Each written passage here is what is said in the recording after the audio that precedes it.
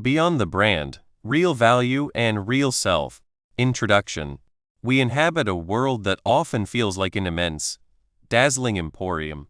Traverse any bustling thoroughfare, navigate the digital currents of social media, or even glean fragments from ambient conversations, and that omnipresent spectacle of brands will greet you, a ceaseless procession of emblems.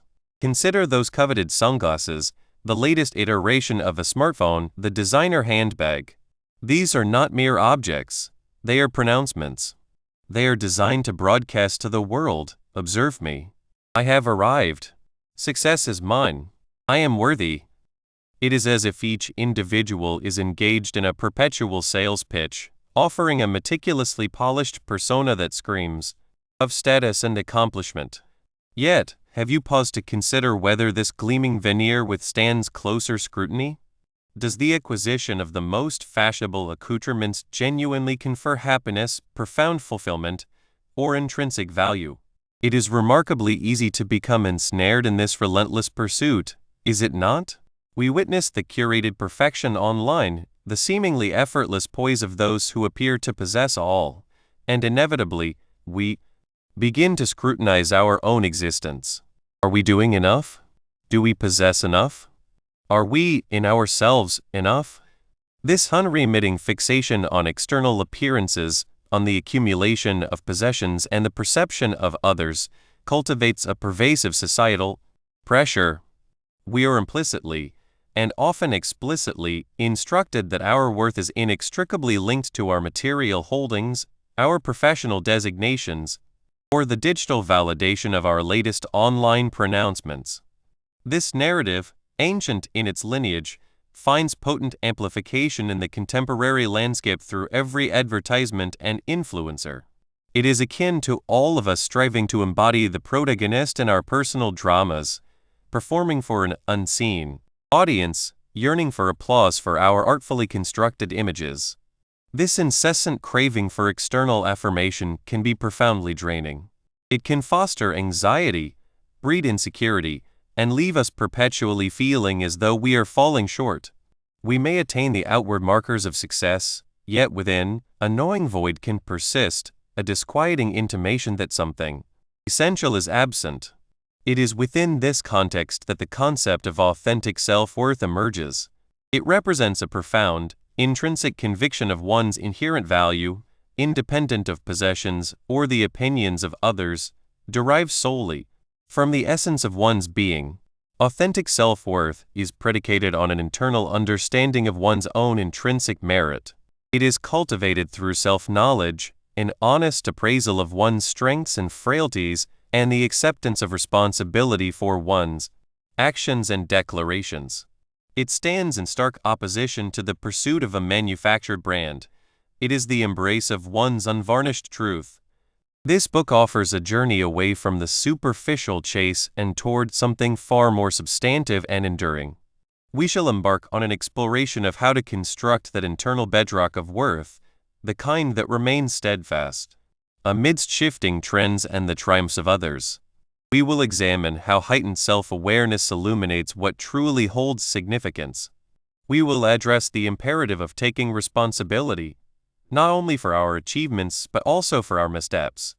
Furthermore, we will delve into the profound impact our words and deeds, particularly in pivotal roles such as that of a father, exert upon those around us. Contemplate the role of fatherhood for a moment. It is a capacity that tends to strip away much of the artifice. It demands candor, forbearance, and a deep comprehension of the influence one wields. It presents a powerful crucible for discerning what genuinely imbues one with value, transcending any brand affiliation. By grasping these fundamental tenets, you can commence the construction of an unshakable sense of self-worth, one that remains impervious to the dictates of the world regarding what you ought to possess or embody. In an era that ceaselessly proclaims the novel, the fashionable, and the costly, it is more critical than ever to attune ourselves to that quiet, steadfast inner voice. The pressure to conform, to perform, and to present an impeccable facade can feel overwhelming. Yet, a different path exists. There is a way toward genuine connection, toward inner serenity, and toward a profound apprehension of one's own intrinsic value. This book extends an invitation to traverse this path alongside me. It is an opportunity to move beyond the superficial, to unearth the richness of your authentic self, and to forge a life truly deserving of being lived. Let us embark on this exploration together. Chapter 1. Understanding Self and Society. 1. Facing insults and personal attacks. It is a curious human endeavor, is it not? The meticulous construction of an image, a carefully curated persona we present to the world. We select attire with intent, choose words with precision, and strive to project an aura of success, of unflinching composure, perhaps even a touch of enviable grace. And then, just as we believe we have perfected this artifice, someone emerges, launching a perfectly aimed barb, a sharp, personal assault. In that instant, all our painstaking architecture crumbles, like a house of cards succumbing to a tempest. It is in these crucibles, when our meticulously crafted exterior is assailed, that we truly discover our metal, or rather, what we perceive our metal to be. The initial impact of a hurtful remark is often a visceral surge of raw emotion. It may manifest as incandescent rage, compelling us to retaliate. It could be a suffocating shame, a primal urge to vanish from existence. Or perhaps it is a disorienting bewilderment, a desperate quest for comprehension. Why would they utter such words? This immediate, gut-wrenching reaction is potent and undeniably inherent. It is our ego, our painstakingly erected facade, sensing imminent peril. It is the facet of ourselves tethered to the opinions of others, to the elusive external validation we relentlessly pursue. Yet, consider this perspective, a truth I wrestled with for a considerable epoch to truly internalize. An insult wielded only holds the potency we grant it. Reflect upon this. If one were to declare you an abysmal driver, yet you navigate the roads with assured competence, does their judgment fundamentally alter your capacity to command a vehicle? Not in the slightest.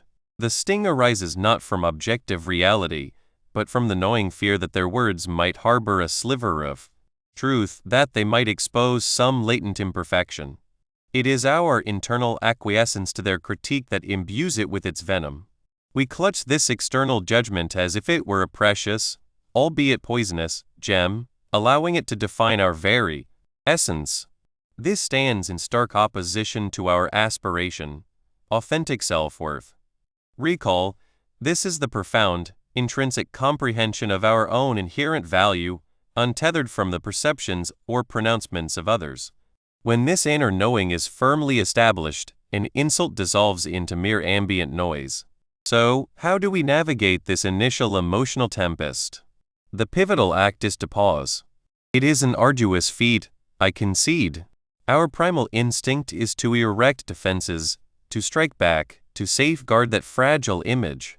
However, if we can, even for the briefest of moments, disengage from the immediate impulse, we can commence an analysis. We can pose ourselves these questions. What is this person truly articulating? And what impels them to direct it at me? Frequently, when individuals lash out, their words betray less about us and more about their own internal landscape. It is akin to them holding up a mirror, not to reflect us, but to magnify their own inner turmoil, their own insecurities, their own ingrained biases. This is the domain of projection. Should someone harbor profound dissatisfaction with their own professional trajectory, they might target an individual perceived as more accomplished, labeling them a sellout or a corporate drone, not because the accused person embodies these traits, but because the accuser feels diminished. They are projecting their own discontent onto you. Another avenue of inquiry lies in examining the nature of the attack. Is it a superficial jab aimed at your attire or your automobile? If so, it likely mirrors their own preoccupation with material possessions. Should they assail your intellect, it may stem from a feeling of intellectual intimidation. If they critique your parenting, it could be a manifestation of their own struggles, a need to externalize that burden onto another. By dissecting the insult, by scrutinizing its origin and its substance, we can often discern that it is not an accurate reflection of our worth, but a revealing glimpse into the attacker's world. This, of course, does not condone their behavior, but it facilitates depersonalization. It allows us to recognize that their words are often a symptom of their own afflictions, not a diagnosis of ours. Herein lies the transformative power of self-awareness, our most formidable bulwark. The more intimately we understand ourselves, our strengths, our vulnerabilities, our intentions, our core values, the less dominion external criticism commands. When you possess a robust grasp of your authentic self-worth, you are not awaiting external validation of your adequacy. You comprehend it intrinsically deep within. You embrace your imperfections, you celebrate your strengths, and you understand your motivations. Consequently, when someone attempts to erode this foundation, they are, in essence, hurling pebbles at a mountain. They may leave a superficial mark, but the mountain endures. Visualize this scenario. Imagine yourself as a father. Your child observes your reactions. If you are subjected to an insult and immediately erupt in anger, retorting fiercely or succumbing to profound distress, what message do you convey? You impart to your child that external criticism is devastating, that your emotions are readily manipulated by others, and that aggression or withdrawal is the optimal response. This is hardly the paragon of strength you wish to embody. But what if, faced with the identical insult, you consciously pause? You draw a measured breath. You might even respond with measured calm, perhaps articulating, "I comprehend your sentiment, but that is not my intention," or "I value your perspective, though my own differs."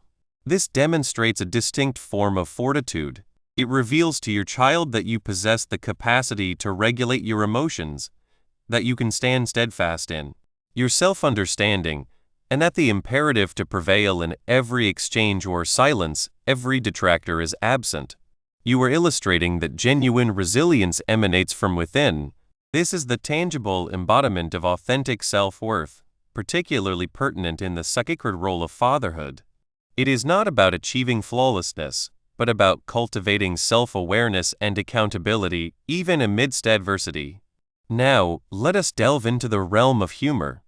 The transcript alluded to its presence, and it is indeed a remarkable instrument. Humor possesses the capacity to be profoundly effective. It can dissipate tension, disarm an aggressor, and even aid in processing arduous emotions. A judiciously placed, self-deprecating jest can often deflate an attacker's momentum. It communicates, "You believe you have identified a vulnerability? I am already cognizant of it, and I am at peace with it." This can be indicative of profound maturity and self-acceptance. However, humor is a blade with two edges. It is facile to transition from self-deprecating humor that fosters connection to humor employed as a means of deflection, belittlement, or dismissal. If we leverage humor to circumvent genuine criticism, or if our jests come at the expense of others, we are forfeiting authenticity. We are employing humor as a shield, much as one might wield a designer label to signal status.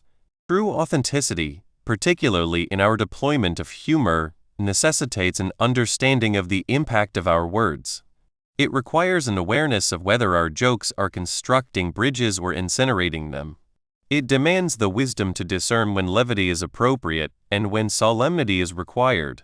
A father who can laugh at himself, who can employ humor to ameliorate a tense situation, is a truly admirable figure.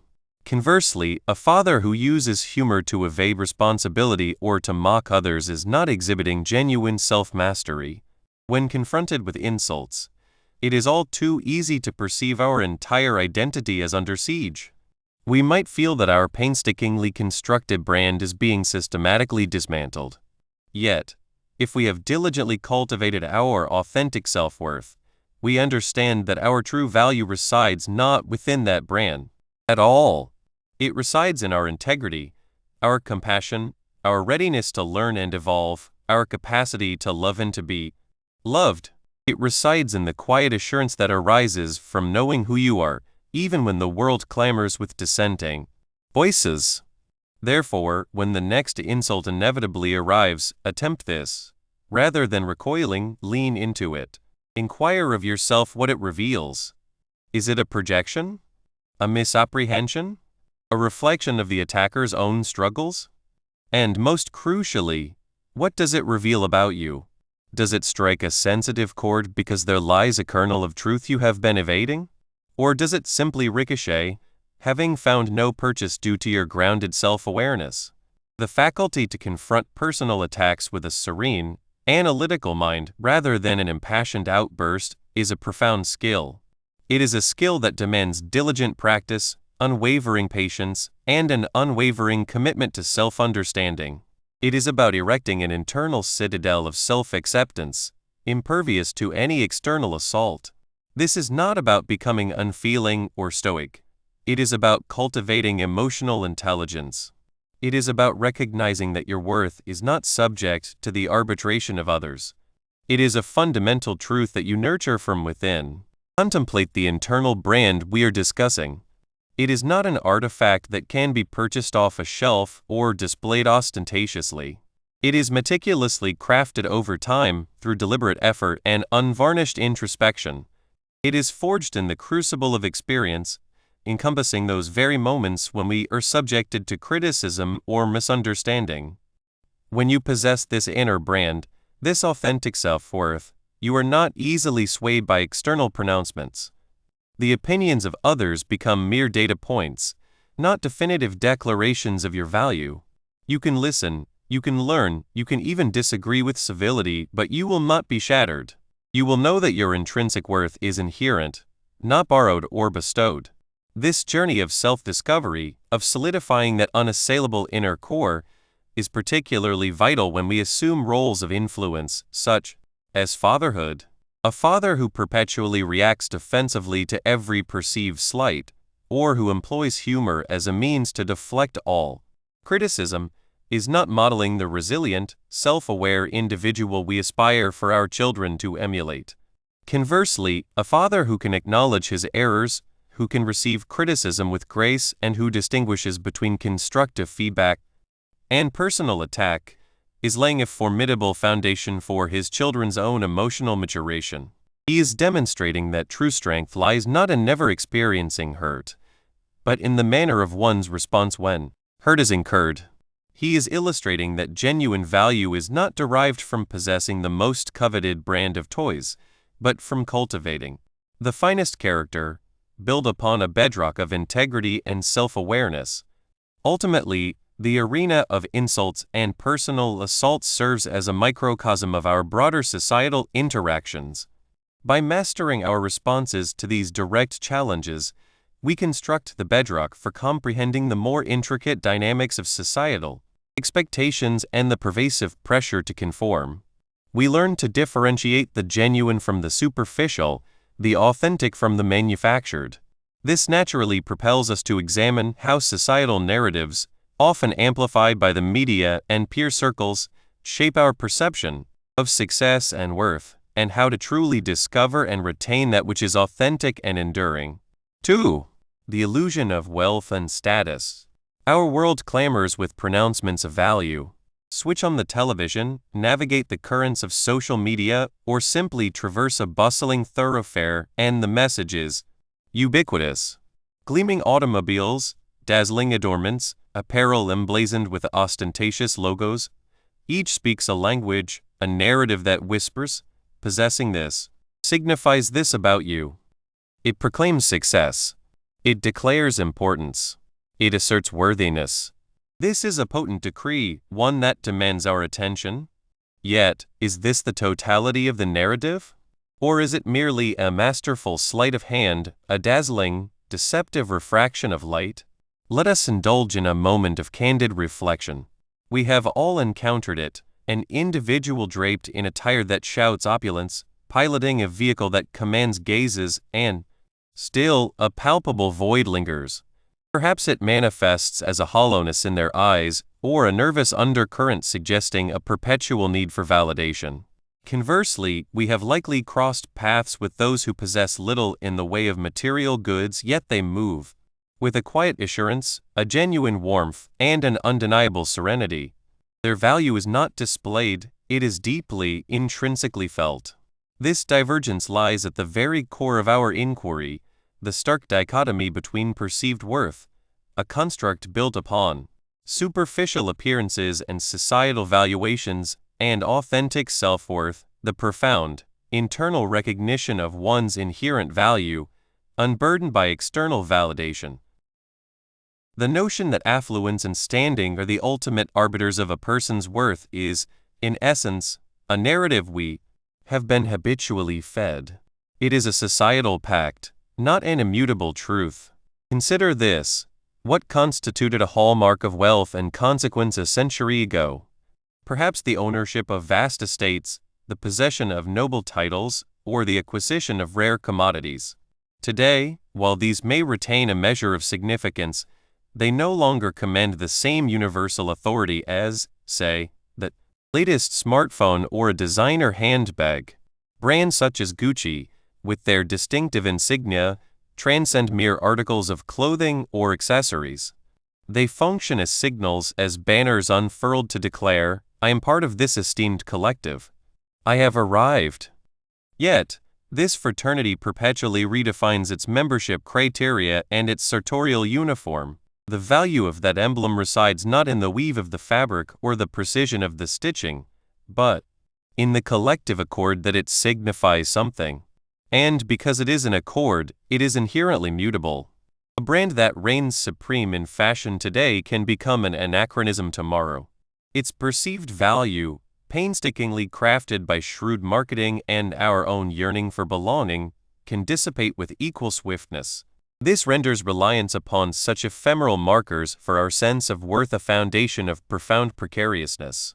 This ceaseless pursuit of more, this insistent urge to keep pace with the apparent possessions of others, is often characterized as the keeping up with the Joneses syndrome. It is a formidable impetus that propels much of our contemporary existence. We witness our neighbors acquire a new vehicle, our acquaintances boast of their exotic sojourns, and suddenly, our own lives feel diminished, a touch less vibrant, a shade less sufficient. This phenomenon is rarely born of genuine necessity, rather, it stems from a deeply ingrained apprehension of being left behind, of failing to measure up. It is the quest for external affirmation. The transcript alludes to this with the poignant observation of poor people who want to look rich. This is not merely a matter of financial capacity, it is an act of performing wealth. It involves the meticulous construction of an image, a facade, that proclaims, "I am thriving, even as I grapple beneath the surface." The performance eclipses the underlying reality. This craving for external validation is an insatiable beast. It is never truly sated, for the moment one acquisition is made, the gaze invariably shifts to the next perceived necessity. The goalposts are perpetually in motion, and one is left in a frantic sprint, perpetually striving, yet perpetually falling short. This unyielding pursuit of an external veneer exacts a significant toll on our internal landscape. When our focus is perpetually fixed upon what we possess, what we ought to possess, and what others command, scant energy remains for introspection. We become so consumed by the maintenance of the outward spectacle that we lose touch with our authentic selves. This can precipitate a profound sense of anxiety. Are we adequate? Are we exerting sufficient effort? Will we be embraced if our true selves are revealed, those unadorned by the latest designer accoutrements or the most prestigious professional title? This pressure to project a specific image can asphyxiate the very essence of authenticity. It is akin to wearing a mask perpetually. In time, one might even forget the contours of their own face. Transcrib's contemplation of being a good role model for daughters offers a potent illustration. We may erroneously equate being a good role model with demonstrating the acquisition of fashionable brands, with embodying success, as defined by the world. But what fundamental lessons are we imparting? Are we teaching them to derive their value from material possessions, or from their inherent qualities, their kindness, their intellect, their integrity? The superficial allure of brand names when juxtaposed against the profound values of family and character, starkly reveals how readily we can become ensnared in illusion. The very definition of success as dictated by societal norms is a significant component of this pervasive illusion. For an unacceptable duration, success has been narrowly quantified by financial remuneration and the extent of public recognition. If one possesses an expansive dwelling and a prestigious occupation, they are deemed successful. If not, the implicit conclusion is that they are not. This definition is profoundly constrictive. It overlooks numerous vital facets of a life truly rich and fulfilling. What of the quiet satisfaction derived from mastering an arduous skill, such as learning a musical instrument or becoming a proficient artisan? What of the profound joy that springs from nurturing robust, loving relationships with family and friends? What of the sense of purpose that arises from contributing to one's community or effecting positive change in the world? Even in subtle ways? These endeavors rarely bear a price tag or a brand affiliation, yet they are the very cornerstones of genuine contentment and a life well lived. A substantial bank balance can serve as a valuable instrument, but it does not automatically confer a successful or felicitous existence. True opulence resides not in the accumulation of possessions, but in the richness of our lived experiences, the depth of our connections and the fortitude of our character. Thus, how does this relentless pursuit of affluence and markers of status actively divert individuals from recognizing and cultivating their own intrinsic value and self-awareness? It functions as a garish, flashing neon sign, siphoning our attention away from the subtle, steady luminescence of our inner spirit. When we are relentlessly assailed by messages that equate our worth with our possessions and our social standing, our focus shifts outward. We begin to perceive what we lack rather than what we possess within ourselves. We engage in invidious comparisons, measuring our own perceived deficiencies against the ostensible triumphs of others. This comparative dynamic is a voracious thief of joy and a potent destroyer of self-esteem.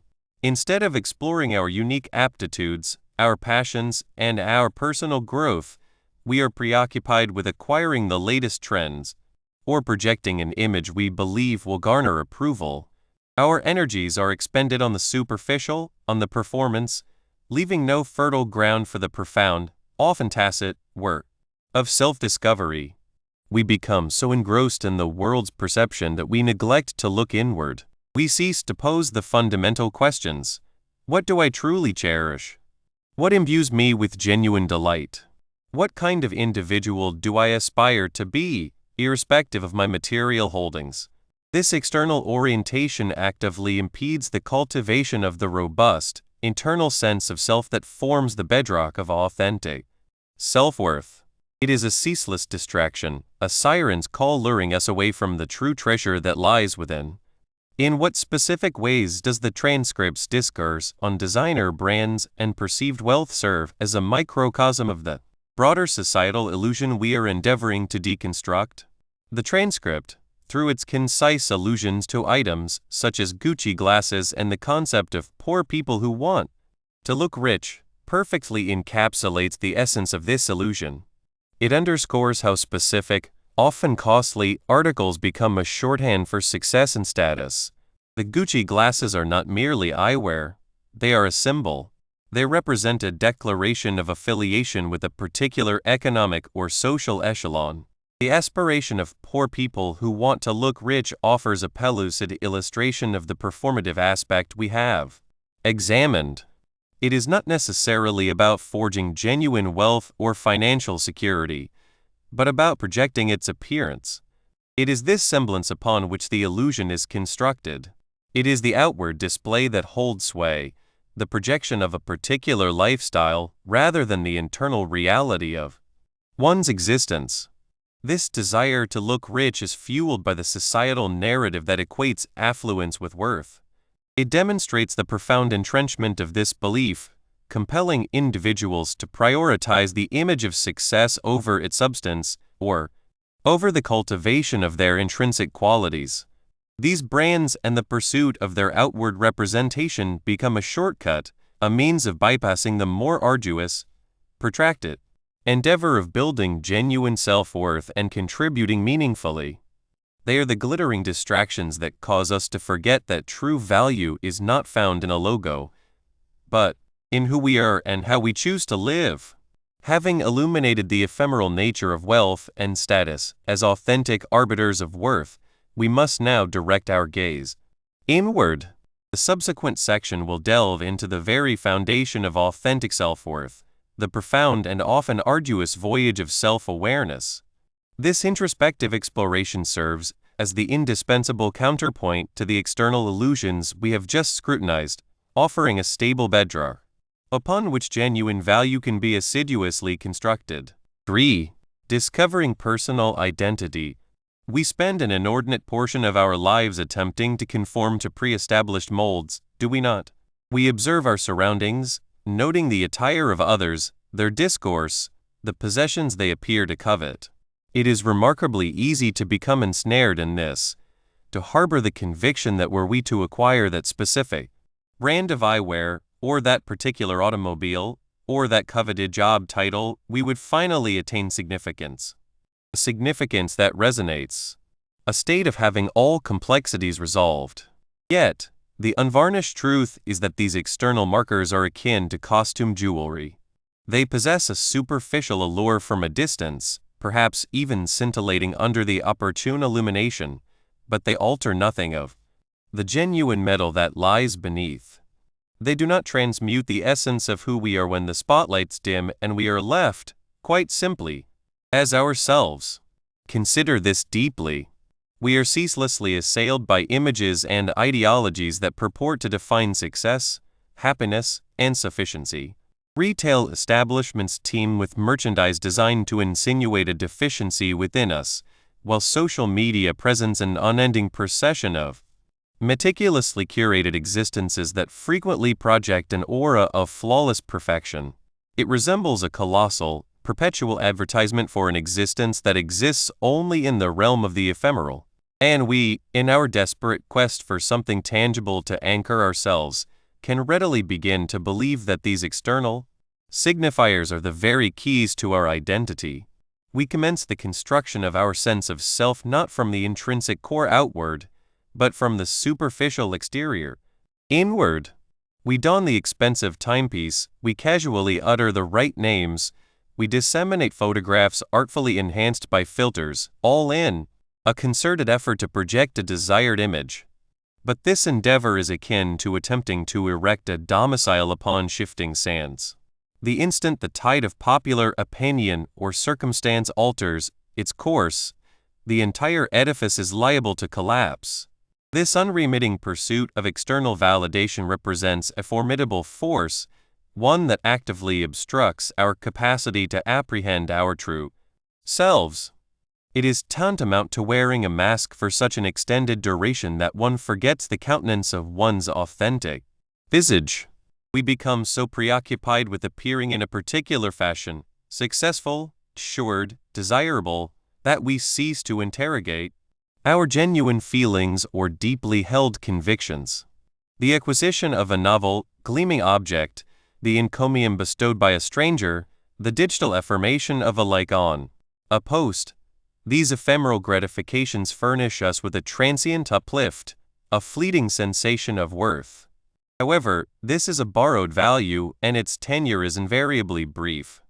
It perpetuates a state of perpetual want, compelling us to chase the next surge of approval, the next outward indication that we are navigating life adequately. This persistent craving for more, for empirical validation from without, is an unequivocal signal that we have yet to tap into our own internal reservoir of intrinsic worth. We are seeking answers in the wrong direction, endeavoring to satiate a profound internal void with elements that can only ever possess superficial efficacy. The profound irony lies in the fact that the more assiduously we pursue these external indicators, the further we recede from our authentic nature. We begin to internalize the narrative we are broadcasting to the world, or more accurately, the narrative the world anticipates. us to espouse. We transmute into a meticulously assembled collection of chosen attributes and possessions, designed to impress. Yet, at the close of day, when we are left in solitude with our ruminations, a hollow echo reverberates. That echo is the resonance of our true self, awaiting recognition, yearning to be acknowledged. It is the facet of our being that remains untainted by our occupational designation, our financial standing, or the brand of our footwear. It is the intrinsic core that is simply, fundamentally, us. And the arduous, yet profoundly rewarding, undertaking of a lifetime is the discovery of that very essence. Therefore, how might we commence the expedition to unearth this concealed self, this individual existing beneath the veneer of performance? It commences entirely with an inward redirection. This is not invariably an effortless transition. We are so deeply ingrained in the habit of outward observation, of comparison, of seeking approbation, that the prospect of simply coexisting with ourselves can evoke a sense of awkwardness, even a touch of trepidation.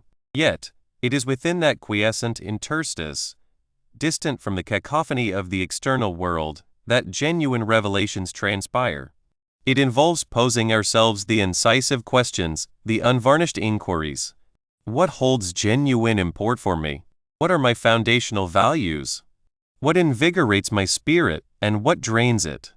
In what do I place my belief, even when it deviates from the prevailing sentiment? Self-reflection is analogous to embarking on a profound submersion into the vast ocean of our own existence. We must cultivate a willingness to descend, to meticulously explore the abyssal depths, to apprehend what truly resides there. This is not an exercise in self-condemnation or an attempt at wholesale reformation. It is an act of keen observation. It is about noticing. It is about discerning our habitual patterns, our emotional triggers, our moments of elation, and our periods of sorrow, without the immediate imposition of judgment. Journaling can serve as an exceptionally potent instrument for this purpose. The mere act of transcribing our thoughts, our sentiments, our experiences, without the constraint of censorship, can illuminate clandestine currents and interconnections. Mindfulness, too, offers a pathway to anchor ourselves within the present instant and to survey our internal panorama with a gentle, inquisitive gaze. It involves acknowledging the thoughts that drift by, much like clouds adorning the sky, without succumbing to their transient influence. And this endeavor extends beyond mere introspection. It also encompasses the act of attentive listening to ourselves. We often possess an internal voice, a visceral premonition, a subtle intuition that endeavors to guide us. However, it is so readily obscured by the more strident voices of societal convention, of our upbringing, of our own inherent anxieties. The cultivation of the ability to mute the external clamor and to attune ourselves to that inner wisdom is an indispensable component of uncovering our authentic identity. It is about fostering a profound trust in ourselves, even when such trust appears to contravene established norms. This odyssey of self-discovery is also intricately linked to the comprehension of the unseen filaments that have sculpted us. Our formative years, our cultural milieu, the narratives we have absorbed regarding ourselves and the world around us, all of these exert a profound influence on our self-perception.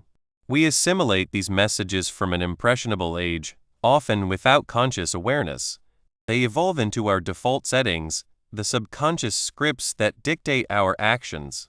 For instance, many of us are raised with specific conceptions of what it signifies to embody masculinity or femininity, what constitutes success, or what defines exemplary parenthood. These notions are frequently so deeply embedded that we seldom pause to question them. We simply embrace them as immutable truths. The speaker's whimsical, almost self-deprecating, allusions to the potential desire to embody a wannabe Jesus or an openness to insults, while delivered with a characteristic wit, subtly allude to this more profound process of deconstruction. It serves as a method of gently mocking the grand, perhaps even slightly absurd, archetypes to which we might unconsciously aspire or project. It is a subtle intimation, A knowing wink that conveys, indeed, I am cognizant of these overarching concepts, these roles. I may be enacting or yearning to assume, and I do not approach them with undue gravity. This self-awareness is the nascent stage in liberating oneself from those ingrained societal narratives. It is about recognizing the moments when our actions are motivated by what we perceive we ought to be, rather than by what we genuinely are. Consider, for example, the pervasive pressures that circumscribe notions of masculinity. We are frequently indoctrinated to exhibit fortitude, stoicism, an unwavering refusal to display vulnerability, and an absolute command over all circumstances. This can impel men to suppress their emotions, to eschew intimacy, and to gauge their worth by their capacity to provide or protect in a highly specific, and often rigid, manner. Should we have internalized these directives, we may find ourselves enacting a rendition of masculinity that is fundamentally incongruent with our true selves, thereby engendering internal discord and a disjunction from our deeper being. The deconstruction of these societal expectations necessitates their active interrogation. It requires posing the question, is this conviction genuinely mine, or is it an imposition I have been conditioned to accept? It involves challenging the assumptions that have been bequeathed to us. It is an examination of the architectural blueprints of our identity, accompanied by the inquiry, who drafted these designs, and do they continue to serve my present needs? This critical discernment can provoke a sense of unease, for it entails questioning tenets we have long held as self-evident. It can feel akin to disassembling a familiar mechanism to ascertain its inner workings, only to discover that certain components are worn or superfluous. However, it is within this process of dismantling that we forge the space for something more authentic to emerge. It is about the conscious selection of our own values, our own beliefs, our own unique mode of existence in the world, rather than passively acquiescing to what has been presented to us. This represents a pivotal juncture in the cultivation of what we are designating as authentic self-worth, the profound, internal comprehension of our inherent value, irrespective of external pressures or inherited ideologies. And here is a notion that might elicit surprise from some. The embrace of our imperfections is not an indicator of weakness, but rather a potent demonstration of self-acceptance and a foundational element of authentic identity. We inhabit a world that frequently venerates flawlessness. We encounter unblemished complexions, idealized physiologies, and effortless triumphs, and we are led to believe that this constitutes the pinnacle of aspiration. Yet, this relentless pursuit of perfection is not only an unattainable chimera, but also profoundly alienating. When we endeavor to present an unassailable facade, we effectively isolate ourselves. We erect a barrier between ourselves and others, for genuine connection flourishes when we are perceived in our entirety, replete with our imperfections. Reflect upon an individual whom you deeply admire. Is it their perfection that compels your admiration, or is it their resilience? Is it their unblemished trajectory, or their willingness to acknowledge missteps and glean wisdom from them? More often than not, it is the latter. It is their inherent humanity, their vulnerability, the sheer fortitude displayed in navigating the vicissitudes of life with all its attendant challenges. Our flaws are not elements to be concealed or sources of shame. They are integral components of the rich tapestry that constitutes our being. They represent the crucible experiences that have shaped us, the invaluable lessons that have imparted wisdom, the unique eccentricities that render us unequivocally ourselves. Upon embracing our imperfections, we liberate a considerable reservoir of energy that would otherwise be expended in the maintenance of a contrived persona. We cease to be excessively preoccupied with the opinions of others and commence to focus on that which resonates authentically with us. This acceptance enables us to be more present, more genuine, and more receptive to authentic engagement. It also fosters a greater capacity for leniency towards others, for we comprehend that each individual is embarked upon their own unique journey, grappling with their own distinct imperfections. This self-compassion is an indispensable constituent of authentic self-worth. It is the profound understanding that our value is not diminished by our lack of perfection. In truth, it is often within our imperfections that we discover our most profound reservoirs of strength and our most resonant connections. The speaker's candid acknowledgement of insults, framed within their self-aware humor, serves as a subtle testament to this principle. It suggests a degree of detachment from external censure, a quiet confidence that while insults may inflict momentary discomfort, they do not define the core of one's identity. It is a playful recognition of human fallibility, an understanding that universal approval is an impossibility, and that at times, the most efficacious response is a knowing smile and an internal affirmation of one's own worth, irrespective of external pronouncements. This embodies the very essence of cultivating a robust, authentic self, one that remains impervious to the vacillations of external opinion or judgment. Therefore, how do we initiate the active process of uncovering this personal identity, this intrinsic core of our being? It commences with a deliberate decision to engage in this transformative endeavor. It is not a passive occurrence.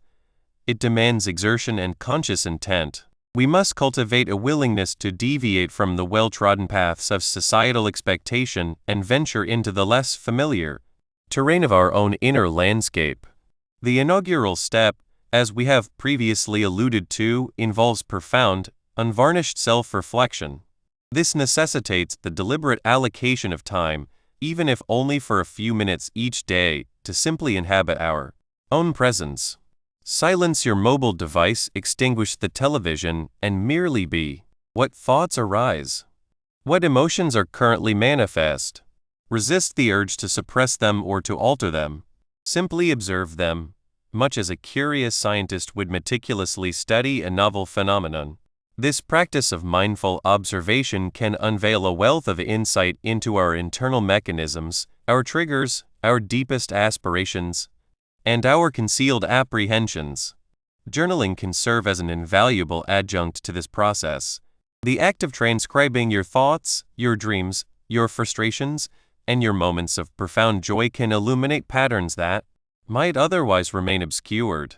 It is akin to constructing a cartographical representation of your internal world, charting its ascents and descents, its secluded coves, and its expansive oceans.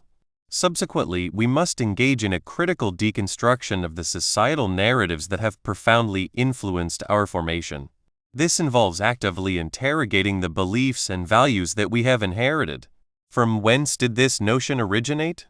Does it align harmoniously with my personal experiences and sentiments? Is this truly my conviction, or is it a belief that I have been instructed to hold? It is at this juncture that we commence to challenge the scripts that have been conveyed to us.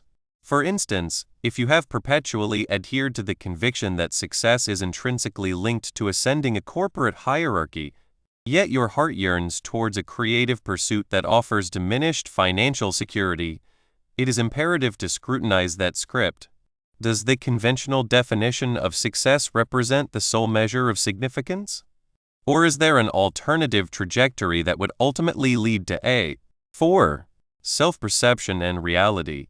We often peer into the looking glass, seeking not objective truth, but the reflection we desire.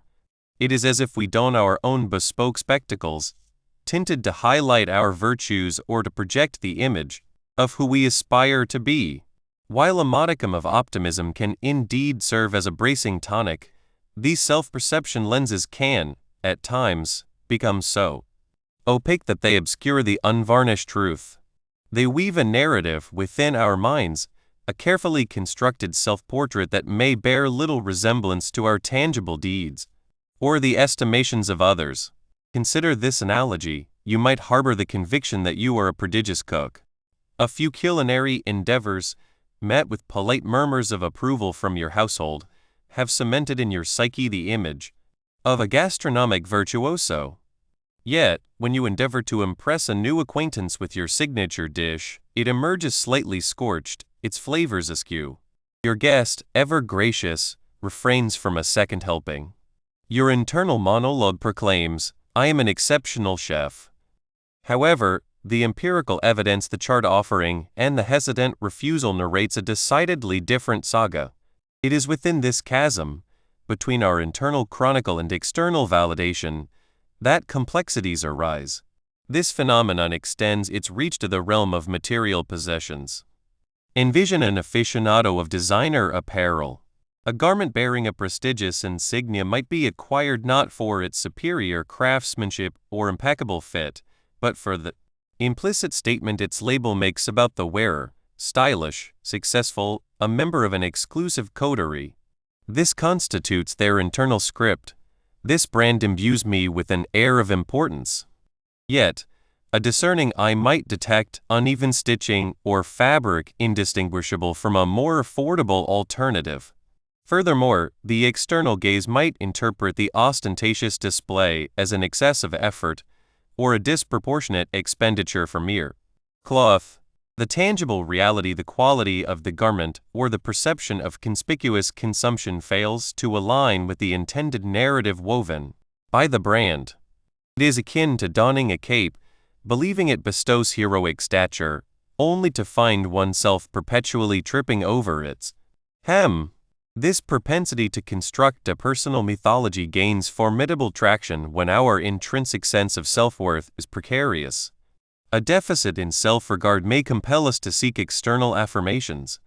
We might meticulously curate our social circles, surrounding ourselves with those who offer unflagging praise, even in the absence of genuine merit. Alternatively, we may fixate on societal markers of value: coveted automobiles, opulent residences, or the fleeting adulation of social media.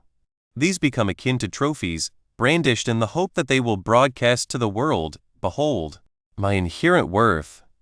This stands in stark opposition to authentic self-worth, which resides in the quiet certainty of one's value, irrespective of external accolades.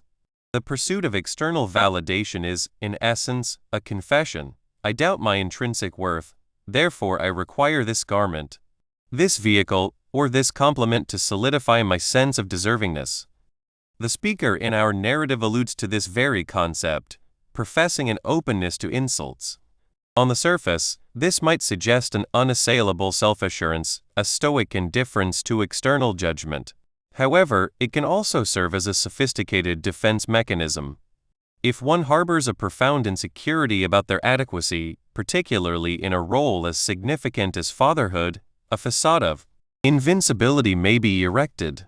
Criticism might be met with levity or feigned indifference, as acknowledging fallibility feels too perilous. This is a strategic manipulation of the internal narrative.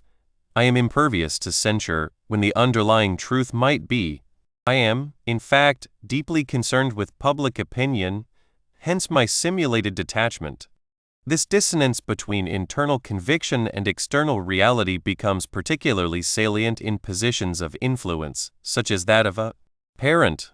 A father may genuinely perceive himself as an exemplary role model, diligently imparting life lessons, fostering a work ethic, and instilling principles of success. He may even reassure himself, I am fulfilling my obligations admirably, my children will undoubtedly flourish due to my tutelage. This represents his internal, self-fashioned reality. Yet, let us examine the actual ramifications of his conduct. He might exhibit pervasive fatigue, leading to sharp retorts directed at his offspring. His discourse might be incessantly preoccupied with material wealth, inadvertently conveying to his children that possessions are the ultimate measure of life's value. Or perhaps his humor, intended to amuse, devolves into derision, belittling those who differ. His intention may have been to elicit laughter, to forge a connection, or even to educate his children about the world through his unique lens. However, the reality for his children could be markedly distinct. They might absorb lessons in impatience, develop a predilection for materialism over human connection, or normalize the act of mocking others. The father's self-perception as a paragon of paternal virtue diverges significantly from the actual lessons his children are assimilating through his behavior. The external evidence, their conduct, their attitudes, Their worldview tells a different story than the one the father perpetuates to himself. The speaker's contemplation of his daughter serves as a poignant illustration. His aspiration to be a commendable role model represents his positive self-image. Yet, he confesses to employing humor that carries a potential for harm. He acknowledges that his intent, perhaps to be witty or to diffuse tension, does not absolve him of the actual impact of his words. The reality is that his jests, however innocently conceived, could inflict pain or confusion upon his daughters. He is beginning to perceive the disconnect, transitioning from merely seeing himself as a good father to comprehending the actual scope of his influence. This marks a pivotal step toward authentic self-worth, for it signifies a departure from reliance on benevolent intentions or self-conception, and an embrace of the tangible outcomes of his actions. Humor, a fascinating domain, frequently serves as a stage for this very interplay between self-perception and reality. We cherish laughter, employing humor as a medium for self-expression, for forging bonds, and for alleviating life's burdens. The echo of shared laughter upon delivering a jest fuels a sense of accomplishment. I am amusing. I possess the gift of bringing joy. This is our self-perception, often accompanied by the conviction, my jokes are innocuous diversions. But what transpires when a jest falls flat? What if it offends or instills a sense of embarrassment or hurt? The purveyor of the jest may express bewilderment, exclaiming, "What is their issue? It was merely a joke."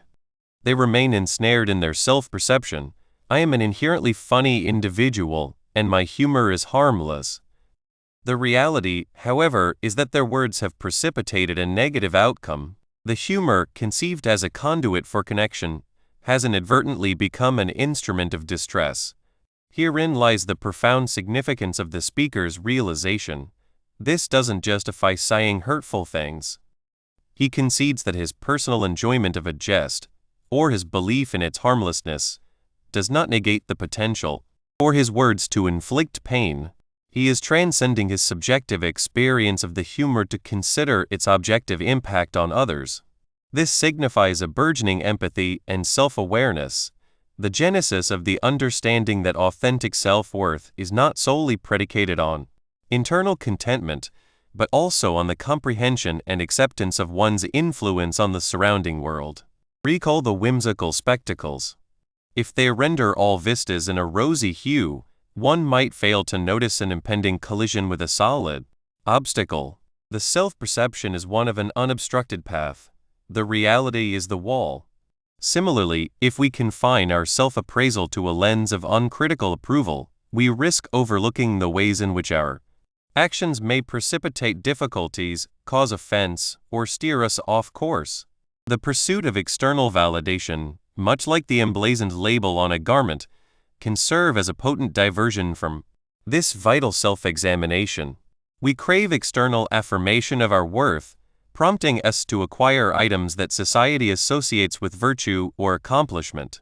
A promotion may elicit elation not solely from the achievement itself, but from the title and increased remuneration that serve as external endorsements of our value. While gratifying, this is distinct from the profound knowledge of one's inherent worth. Authentic self-worth implies that were that position to vanish tomorrow, the core of one's value would remain intact, albeit shaken by the adversity, but not fundamentally demolished. When we tether our self-worth to external markers, we become akin to a structure built upon shifting sands. The slightest gust of criticism, a minor setback, or a moment of revealing imperfection can precipitate its collapse. We may become defensive, lash out, or retreat into a self-deceptive sanctuary. This occurs because our perceived worth, the worth we believe we possess based on external factors, has been imperiled. The true endeavor, the construction of authentic self-worth, necessitates the removal of those rose-tinted lenses and an unflinching self-appraisal.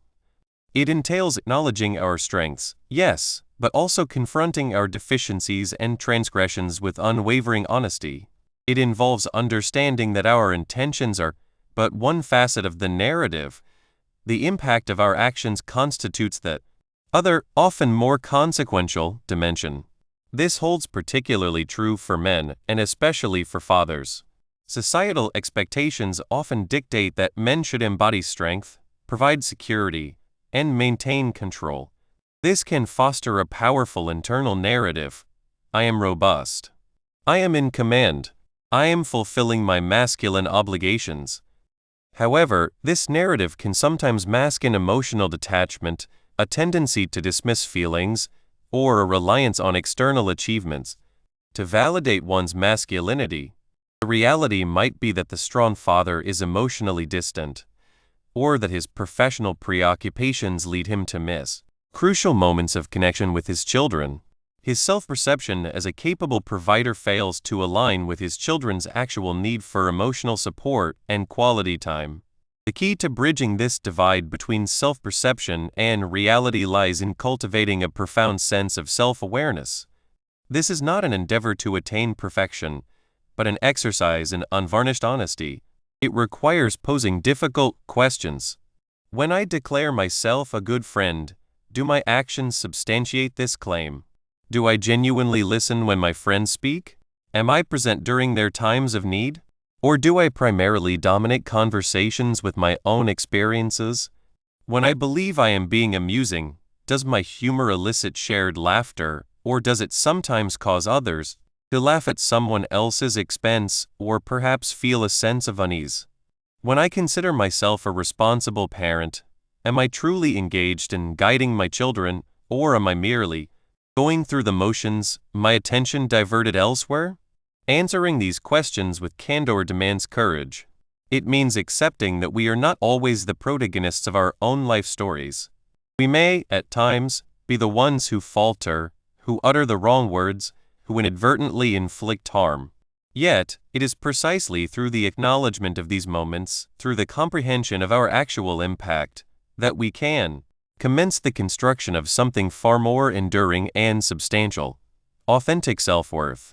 This worth is not derived from possessions or outward appearances, but from integrity, a commitment to continuous learning, and an earnest dedication to improvement, not merely in our own estimation, but in the tangible arena of the world. The speaker's reflective journey, as he scrutinizes his humor and his paternal role, exemplifies this transformative process. He is not content to merely articulate his intentions. He is meticulously dissecting the consequences.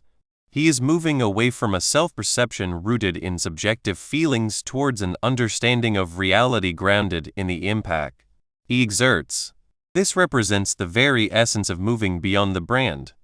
It entails looking past the superficial allure, beyond the labels and perceived status, to apprehend the intrinsic value that lies within, a value not constructed on artifice, but forged from honest self-awareness and a genuine understanding of our place and our responsibilities in the world. This transition from a potentially distorted self-perception to a grounded apprehension of reality forms the bedrock upon which we. Chapter 2.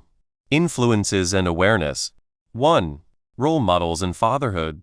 There is a quiet, potent truth about fatherhood. It is a role that, almost by happenstance, elevates us to public figures within our children's lives. Though we may not don a suit for an office or command a stage, our children observe us with unwavering attention each day, diligently taking notes. This scrutiny, more than anything, can serve as a mirror reflecting our own sense of intrinsic worth. Consider this: we aspire for our children to mature into virtuous individuals, kind, responsible, and discerning of life's true significance.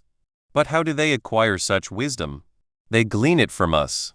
They learn from the way we navigate our errors, discuss our endeavors, interact with their mother, and even how we deliver a jest.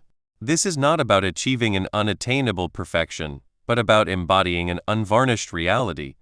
And it is precisely within this space that the concept of authentic self-worth finds its profound relevance, particularly when discussing the paternal role. Our children do not perceive the emblem on our timepiece or the make of our automobile as the ultimate measure of value. They see us. They witness our resilience under duress. They ascertain whether we honor our commitments. They discern if we are merely going through the motions or if we are genuinely striving to be honorable individuals. This constitutes an immense influence, a lived lesson far more impactful than any ostentatious advertisement or curated social media narrative. It is a poignant reminder that the value we cultivate resides not solely in what we construct or acquire, but in the very character we exhibit. The imperative to serve as a good role model, especially for our daughters, can exert considerable pressure. It is facile to succumb to the illusion that we must perform goodness. We might feel compelled to conceal our struggles, feign omniscience, or perpetually project an image of unyielding strength and control. But what is the consequence of such pretense? We present a version of ourselves that is fundamentally inauthentic, and this, paradoxically, can inflict greater harm than allowing them to witness our human fallibility. When we endeavor to embody an idealized image rather than an authentic self, we fail to impart lessons of genuine value. Instead, we teach them the primacy of appearances. We implicitly convey it is paramount to appear composed and in command, irrespective of your inner state. This stands in stark opposition to authentic self-worth. Authentic self-worth is rooted in the understanding that one's value emanates from within, unburdened by external validation or ostentatious displays. It is the acceptance of both our strengths and our frailties, coupled with an unwavering recognition of our inherent worth. Through self-awareness, we grasp this crucial distinction. We are empowered to acknowledge our errors. We can articulate, "I have erred, and here is how I intend to rectify it." This is not an admission of weakness, but a testament to profound strength. It communicates to our children that imperfection is permissible, provided it is accompanied by accountability. It instills integrity. It teaches them that true value is forged through candor and responsibility, not through the concealment of our flaws. This is where the notion of hitting the gym or eschewing excuses resonates most deeply, though perhaps not in the manner one might initially surmise. While attending to our physical and mental well-being is undeniably important, it transcends mere aesthetic appeal or the cultivation of stoicism for its own sake. For a father, it signifies demonstrating to his children a commitment to himself, and by extension, a commitment to them. It is about illustrating that self-care is an integral facet of responsibility. When a father invests genuinely in his own welfare not under duress or for external acclaim, but from a profound understanding that it is integral to being a present and capable parent that is authentic, he is not chasing an external benchmark. He is fortifying his internal fortitude. This cultivated self-awareness empowers men to embrace their roles and responsibilities not as onerous burdens, but as invaluable opportunities to manifest their deeply held values. It is about consistent presence, not merely for the sake of his children, but for himself, in a manner that is both honest and true. Furthermore, the impact of our pronouncements is a significant consideration, particularly in the realm of humor. We all appreciate levity, and a father's wit can be a cherished element of family life, capable of diffusing tension, forging memories, and fostering intimacy. Yet, as we have previously alluded, humor possesses a dual edge. We have all encountered jests that inflict pain or witnessed humor weaponized to demean others. As fathers, our words carry considerable weight. When we employ humor at another's expense, or use it as a shield to deflect from our own deficiencies, our children are observing. They are absorbing lessons in communication. They are learning the boundaries of acceptability. If our humor is frequently sharp or dismissive, they may internalize such conduct as the normative way to interact with others. If we resort to jest to evade accountability, they will learn to emulate this behavior. Authentic self-worth necessitates an understanding of this inherent power. We recognize that our words possess the capacity to both uplift and dismantle. We can wield humor to forge connections, express affection, and share joy. Simultaneously, we must remain acutely aware of its potential to cause hurt. This awareness, this thoughtful consideration of our impact, forms the bedrock of genuine responsibility. It is about selecting our words and our jokes with deliberate intent and care, especially within the intimate sphere of the family.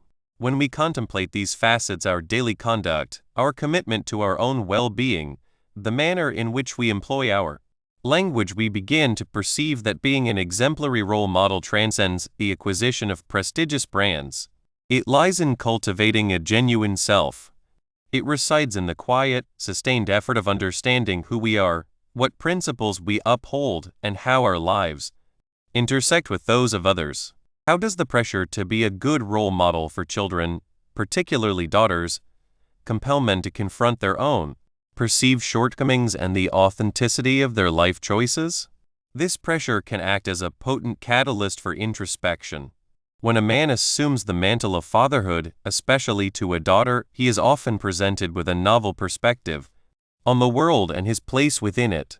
He may begin to contemplate the caliber of man he wishes his daughter to ultimately partner with, or the values he hopes she will seek in her own relationships. This naturally leads him to pose the question, am I myself embodying those values? Am I living a life that mirrors my aspirations for her? This introspection can unearth a multitude of unexamined aspects of his personal life.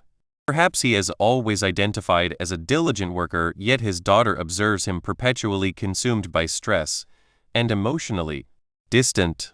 Perhaps he has prided himself on his fortitude, but she witnesses his avoidance of challenging conversations. The mere act of being observed by someone who looks up to him can illuminate the chasm between the persona he projects or the narrative he tells himself and the reality of his actions. He may come to realize that the success he has relentlessly pursued, promotions, material possessions, has not yielded the inner tranquility or genuine connection he anticipated. He might perceive that the ingrained modes of expressing masculinity, perhaps through the suppression of emotions or the constant projection of control, are not serving him or his family effectively. This confrontation with his own perceived deficiencies is not an exercise in shame, but rather an opportunity for profound growth. It compels him to ask, what kind of man do I truly aspire to be? What does authentic strength entail? What does it signify to be a good partner and a good father, not merely in outward appearance, but in essence? This deep self-examination forms the very foundation of authentic self-worth. It is about transcending the performance of fatherhood to embrace its genuine being. In what specific ways can a father's self-awareness or lack thereof regarding his humor, his values, and his responsibilities directly influence his children's development of their own self-worth and understanding of authentic connection? A father's self-awareness serves as an invaluable compass for his children's emotional and social development. If a father possesses self-awareness concerning his humor, he comprehends that jokes can serve as a vehicle for bonding, but also as a means of creating distance or inflicting pain. If he employs self-deprecating humor judiciously, demonstrating that he does not take himself overly seriously while still valuing himself, his children learn that it is acceptable to be imperfect and still possess inherent worth. Conversely, if his humor frequently targets others or is used to invalidate their feelings, his children may inadvertently learn to be insensitive or to wield humor as a defensive stratagem, thereby impeding their capacity to forge profound, authentic connections. Similarly, a father's awareness of his values is paramount. If he is cognizant of his core principles such as honesty, kindness, perseverance, and he adheres to them, even when faced with adversity, his children learn the true meaning of integrity. They witness that actions carry greater import than words, and that unwavering commitment to one's principles is a potent manifestation of self-respect. If he remains oblivious or dismissive of his own values, perhaps prioritizing convenience or external validation, his children may mature with a muddled understanding of what truly matters, struggling to define their own sense of worth. They might pursue transient trends or the approval of others, rather than constructing a robust foundation of personal integrity. Regarding responsibilities, a father's self-awareness signifies his understanding of his role not merely as a material provider, but as a mentor, a protector, and a source of emotional sustenance. If he recognizes this, he will allocate time for his children, attentively listen to their concerns, and actively engage with them in meaningful ways. This teaches his children that they are valued, seen, and heard, thereby nurturing their own self-worth and their aptitude for authentic connection with others. If he lacks this awareness, perhaps viewing his role as exclusively economic, his children may experience feelings of neglect or devaluation, prompting them to seek validation through unhealthy avenues and struggle with genuine connection. In essence, a father's self-awareness functions as a blueprint for his children's own journey toward comprehending their intrinsic value and cultivating meaningful relationships. Beyond superficial advice like get in the gym, what are the deeper, character-driven actions and attitudes that constitute genuine responsibility and contribute to authentic self-worth in the context of fatherhood? Genuine responsibility in fatherhood extends far beyond the physical realm. It embodies a profound commitment to the emotional and moral edification of one's children, commencing with one's own character. One of the most impactful actions is the simple act of presence, not merely in a physical sense, but emotionally. This entails actively listening when a child speaks, even regarding seemingly minor matters. It means disengaging from distractions like mobile devices, maintaining eye contact, and conveying unequivocally that they are of paramount importance. It is about being reliably present, so they understand they can depend on you. Another pivotal element is the demonstration of accountability. When one errs, and errors are inevitable, owning that mistake is of utmost importance. Offering a sincere "I am sorry," followed by making amends, instills in children the significance of integrity and humility. This is a potent act of self-worth, as it signifies that one values truth and relationships above personal pride. It also involves establishing boundaries, not exclusively for one's children, but for oneself. This may entail declining invitations that detract from family commitments, or accepting opportunities for connection, even when fatigued. Furthermore, genuine responsibility encompasses the modeling of empathy and respect. This means illustrating to children how to treat others with kindness, understanding, and consideration. It involves demonstrating respect for one's partner, for elders, and for all individuals encountered. It is about teaching them to perceive the world through the lens of others. When a father consistently exhibits these character-driven qualities, he is not merely fulfilling a role, he is actively cultivating his own authentic self-worth by living in accordance with his values. This internal fortitude, this integrity, constitutes the most precious inheritance he can bestow. It is the true substance that underpins any external brand, the genuine value that endures a lifetime. Ultimately, a father's influence is indelibly etched not in the brands he adorns or the accolades he garners, but in the quiet constancy of his character and the self-awareness he diligently cultivates.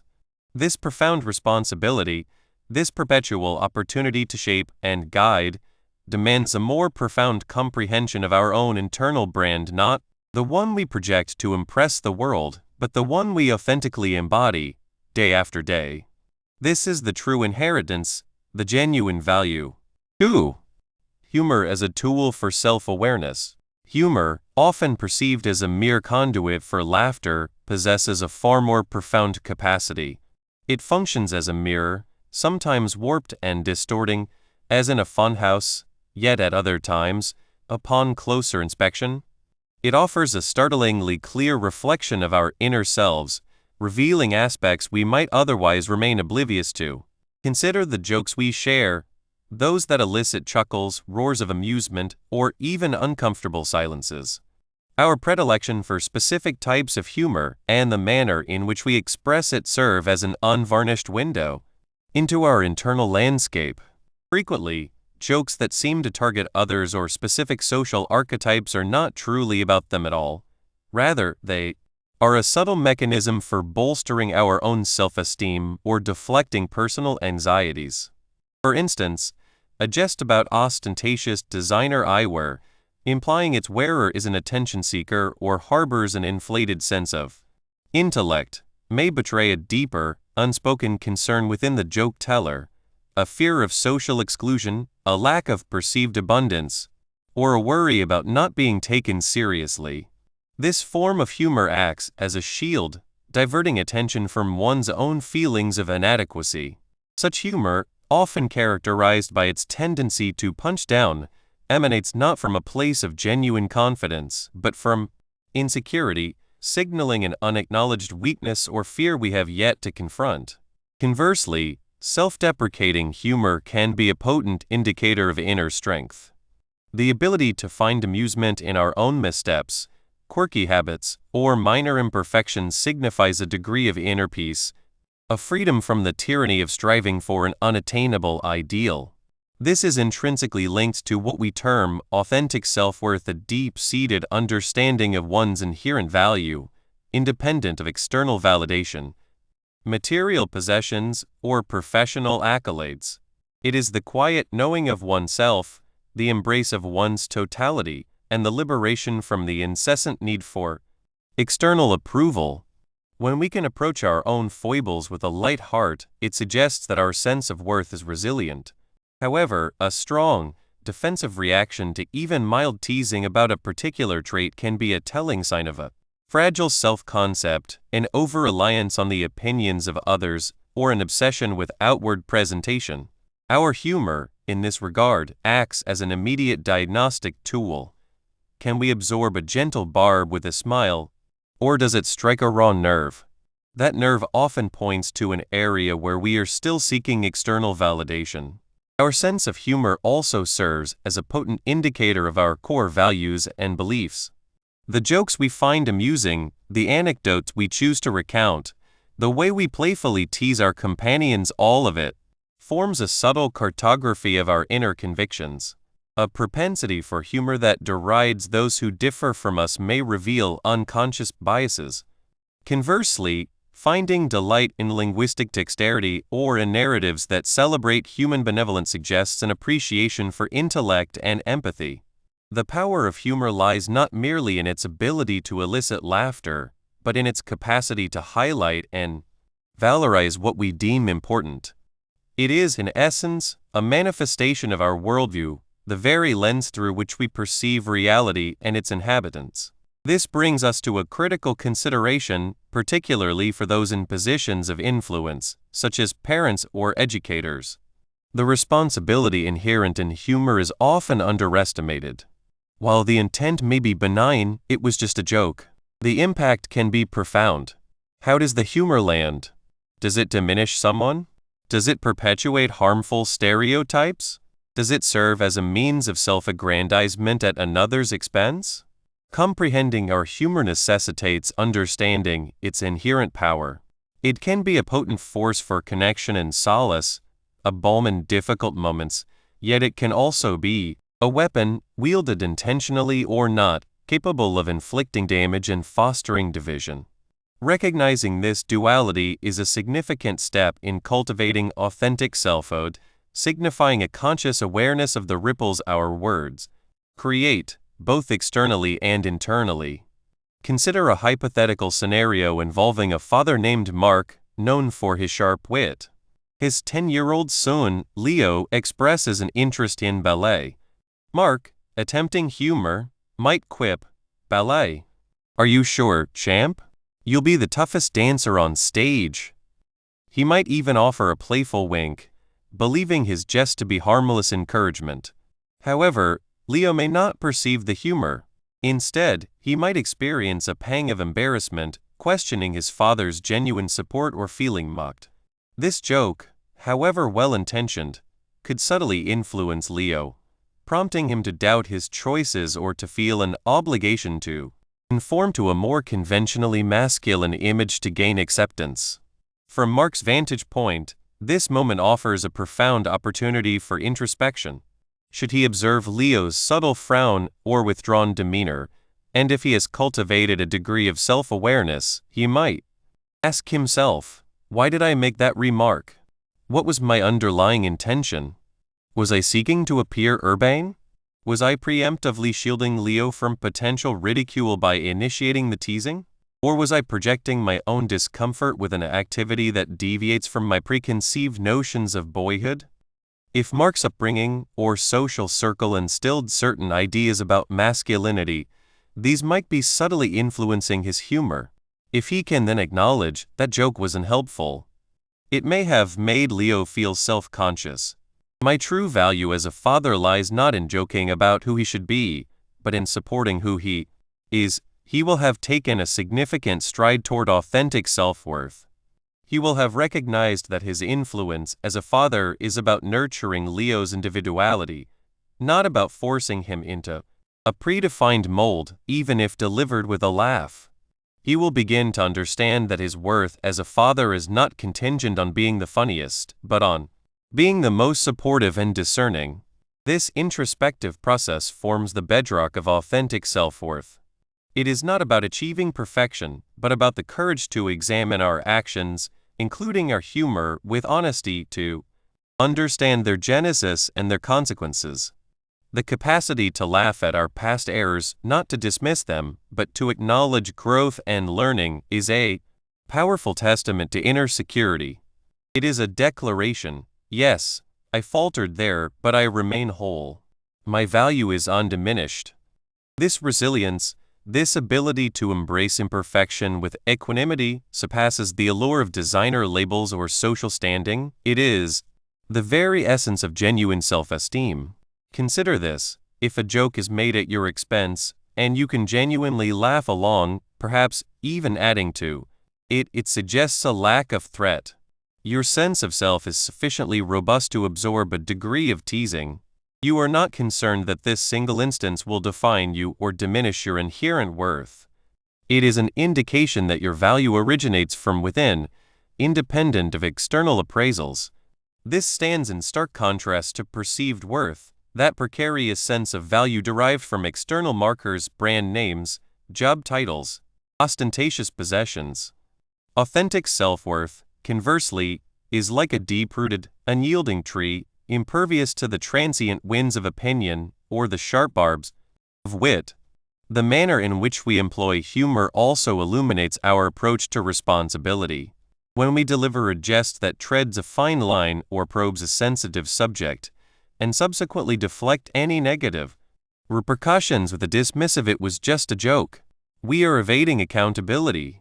We are failing to acknowledge the impact of our words. However, if we instead offer, "You are absolutely right.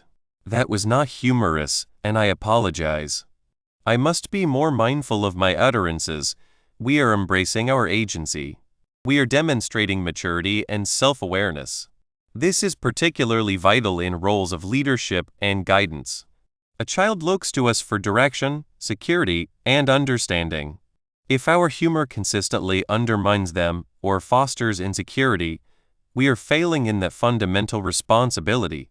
The jester's role, while potent, demands wisdom and understanding that laughter should never come at the cost of another's dignity or one's own integrity. So how can we discern between humor that genuinely fosters self-awareness and that which merely serves as a diversion? A crucial indicator is to scrutinize the true subject of the joke. If humor is perpetually directed outward, consistently highlighting others' flaws, and relying on stereotypes for its effect, it serves as a warning sign. It suggests that the joke teller may be deflecting from their own internal world. Humor that genuinely cultivates self-awareness often involves a shared vulnerability, an acknowledgement of common human frailties. It is the kind of humor that prompts an internal resonance. "Ah, yes, I do that too." Or "that is so true about people and about myself." Imagine Sarah at a gathering, overhearing a group of acquaintances making light of someone who consistently seeks external validation, boasting about lavish vacations and expensive possessions. Sarah notices the pointed nature of some remarks, and the subject of their jest is absent. Sarah herself harbors anxieties about appearing less successful than her peers, and she finds herself joining in the laughter, perhaps for a sense of belonging, or because the jokes resonate with her own insecurities about social standing. Later, in solitude, a flicker of unease may surface. She might realize her laughter was not entirely genuine, and that she participated in a moment that felt somewhat unkind. She might question herself, was I laughing because it was genuinely amusing, or because I feared becoming the target myself? This internal interrogation marks the nascent stages of self-awareness. It is the dawning realization that her laughter, in that instance, was colored by her own fears of perceived inadequacy, her apprehension of not measuring up in a society that often equates worth with ostentatious displays. Contrast this with a different scenario. Envision a group of friends, among whom is David, known for his amiable clumsiness. One evening, while crossing a room, he stumbles, spilling a drink. Instead of succumbing to embarrassment or anger, he glances at his feet, grins, and exclaims, "Still haven't mastered the art of walking without a script." A chorus of laughter ensues, including David's own. This is humor that both reveals and heals. David is acknowledging his imperfection with a lighthearted grace. His companions laugh with him, not at him. There is an absence of malice or judgment. It is a shared human moment of minor awkwardness, and David's willingness to embrace it underscores his inner confidence. His authentic self-worth is sufficiently robust that a minor stumble does not erode his sense of value. His humor here is not a defense mechanism, but an expression of self-acceptance. Within the context of fatherhood, this distinction is paramount. If Mark's jest concerning Leo and ballet was intended as a playful jab, and Leo experienced hurt, Mark faces a critical juncture. He could double down, asserting, "Oh, lighten up, Leo, it was just a joke." This response reinforces the notion that his humor serves as a shield and absolves him of responsibility for Leo's emotional reaction. This approach does not foster Leo's growth. 3. Balancing identity and influence. We often perceive identity as a monolithic structure, diligently constructed and then confidently presented to the world. But what transpires when the very building blocks of this identity are fashioned from borrowed sentiments, ephemeral fashions, or the seductive gleam of a brand name? Herein lies the intricate choreography between our authentic selves and our impact on others, a dance perilously prone to leading us astray if our attention falters. Recall that peculiar effervescence experienced when adorning oneself with something novel, something acquired at considerable expense, perhaps a jacket emblazoned with a recognizable crest or footwear, the subject of widespread discourse. For a fleeting instant, a subtle thrum of excitement emerges, does it not? A sensation of projecting a particular image, of belonging to a specific stratum. It is akin to donning a costume that instantaneously transmutes one's internal disposition, and one suspects the perceptions of those around you. This is the potent allure of external affirmation. The sirens call that murmurs, "Your worth is derived from possession." It is a formidable illusion precisely because it feels so palpable, so immediate. We observe individuals adorned with designer accoutrements or piloting opulent vehicles, and with near-automatic precision, we attribute to them a certain standing, a measure of success. We might surmise they have life's complexities mastered, or they must hold significant importance. Yet, the quiet verity is this: such perceived value is as ephemeral as a soap bubble. Its existence is contingent upon external trappings. Should the brand falter, the trend recede, or the financial resources dwindle, what remains of that meticulously crafted persona? Often precious little. This is the snare of contingent worth, the variety inextricably linked to what we possess or how we present ourselves. It is remarkably easy to become ensnared in this cyclical pursuit. We relentlessly chase the next acquisition, the subsequent endorsement, the latest emblem of achievement, all in a bid to bolster a sense of self that, paradoxically, never quite feels intrinsically robust. It is akin to erecting a dwelling upon shifting sands. The tides of public opinion or economic flux can obliterate it in a singular instant. And for what purpose? To impress individuals we may never encounter, or to conform to a template that was never genuinely designed for our unique contours? This stands in stark opposition to our ultimate aspiration, the profound, internal conviction of one's own intrinsic value, a luminescence that does not dim when the spotlight shifts. This dependence on external markers becomes particularly insidious when we contemplate the nature of influence. Each of us wields influence, whether consciously acknowledged or not. Every utterance, every action, propagates ripples throughout the world. However, this influence assumes a far weightier dimension when we occupy roles where others seek our direction, such as in the capacity of parents. When you are a father or a mother or a mentor, your identity transcends mere personal definition. It encompasses the nascent minds observing you, the developing hearts absorbing your example. I recall grappling with this very conundrum. The innate desire is to embody the optimal version of oneself or one's offspring, is it not? To be the paragon of parental competence, the figure who instills a sense of security and pride. Yet, the realization dawns that perfection is unattainable. Mistakes are inevitable. There are challenging days. Moments of frustration may even lead to regrettable pronouncements. The aspiration to serve as an impeccable role model can feel overwhelming. A disquieting thought arises. What if they witness my shortcomings? What if they perceive my uncertainty? This pressure can impel us to project an image of unruffled self-assurance, of perpetually possessing the correct response or course of action. This is yet another manifestation of seeking external validation, this time emanating from our children. We yearn for them to perceive us as strong, wise, and capable, and this longing can eclipse the more crucial undertaking, authenticity. The unvarnished truth is that our children do not require an infallible paragon. They require an authentic human being. They need to witness that it is permissible to falter, to learn, to offer apologies. In our attempts to conceal our imperfections, we are not cultivating resilience. We are instilling a form of artifice. We convey that failure is a source of shame rather than an avenue for growth. This is where the profound weight of influence truly resonates. It is not solely about grand gestures or sagacious counsel.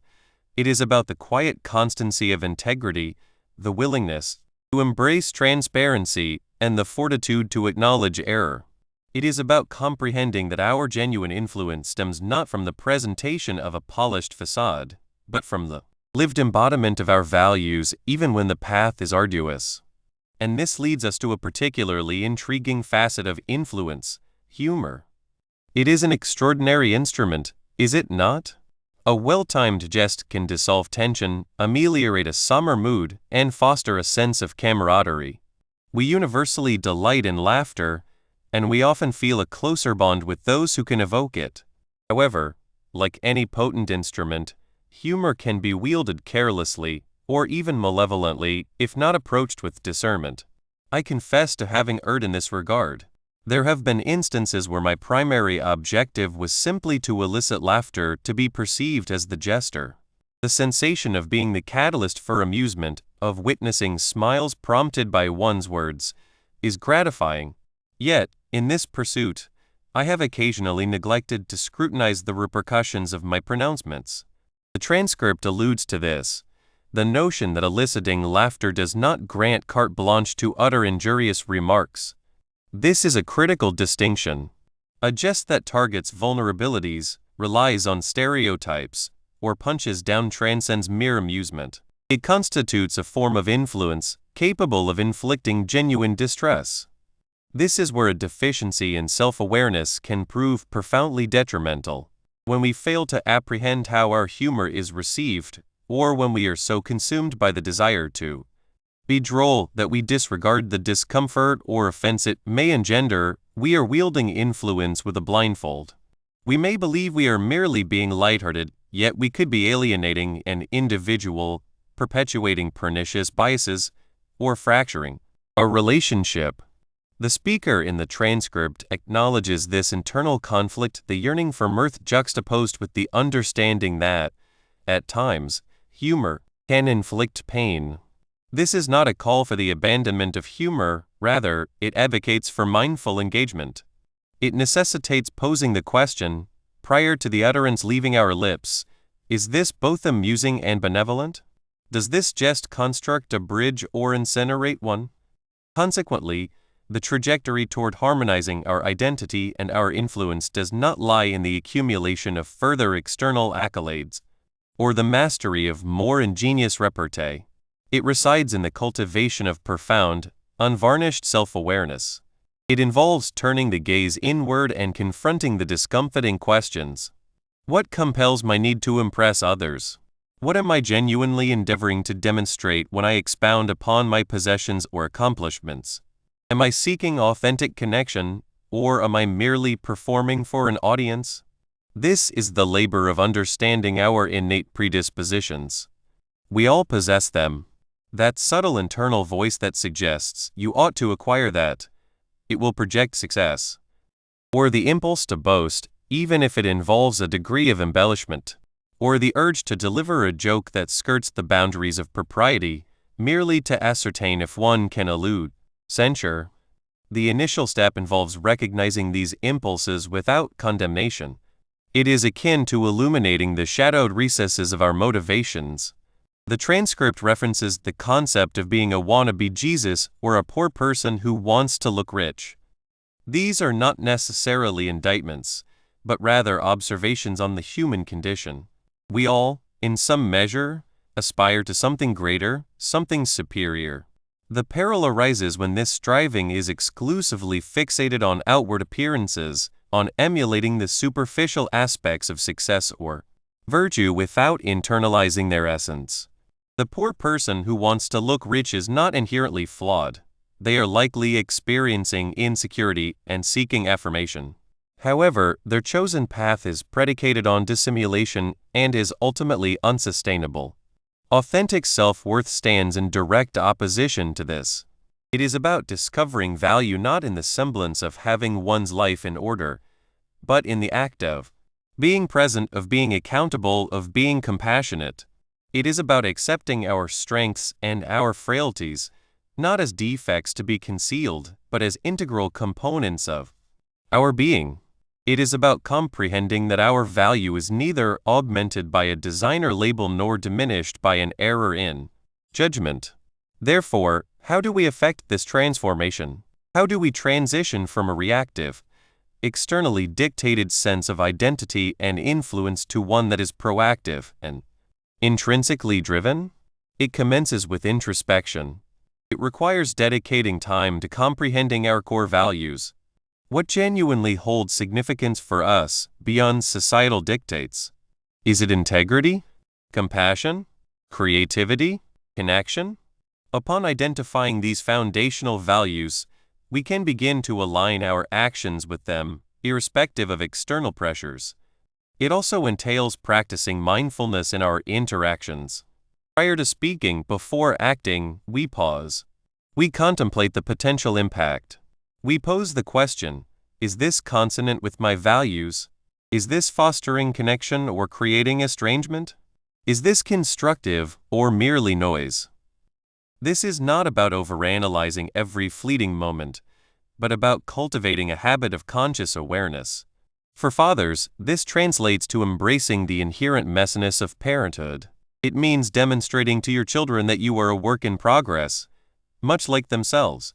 It means admitting when knowledge is absent and embarking on a shared exploration. It means offering a sincere apology when a misstep has occurred. This vulnerability, far from diminishing your influence, actually amplifies it. It cultivates trust and respect in a manner that an unblemished facade never could. And concerning humor, it involves developing a discerning ear. Can you find amusement in your own foibles? Can you laugh with others in a manner that uplifts and unifies? Or do you find yourself making light of others' expense, even if your intent is not to cause harm? The pivotal element is to cultivate sensitivity to the emotional tenor of a situation and to understand that genuine connection is forged through empathy, not through diminishing others for personal amusement. Ultimately, the journey toward authentic self-worth and genuine influence is an internal odyssey, demanding a perpetual practice of self-awareness. As we learn to harmonize our inner identity with our outward impact, we begin to grasp that true value resides not in the brands we display or the pronouncements we issue, but in the integrity with which we conduct ourselves and the mindful connections we forge. This leads us to explore the deeper ramifications of our awareness, particularly how it shapes our understanding of responsibility and our capacity for genuine connection, which will be the focus of our subsequent examination in the architecture of responsibility. 4. Embracing the real self. We dedicate a significant portion of our existence to constructing an image of ourselves for others. Reflect upon it. From the textiles we adorn to the narratives we espouse, we are perpetually curating a persona. We selectively reveal, emphasize, and conceal. It is akin to managing individual enterprises with ourselves as the sole commodity. This we term our brand. This brand can be meticulously assembled from myriad elements.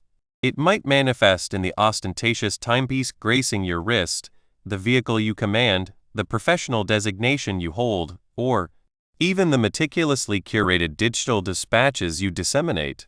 These are the external signifiers, the polished veneer we trust will broadcast. This individual possesses success, import, and inherent value. We may persuade ourselves that accumulating sufficient external markers will ultimately bestow a sense of self-satisfaction. We might even begin to internalize this brand as our authentic identity. However, herein lies the subtle complexity. This brand, this meticulously sculpted effigy, rarely encapsulates the totality of our being. It often serves as a bulwark, a stratagem to insulate ourselves from feelings of inadequacy or invisibility. We might don those designer spectacles not out of a profound aesthetic appreciation, but from the conviction that they will imbue us with a particular or perhaps one of sophistication, affluence, or a heightened sense of deservingness.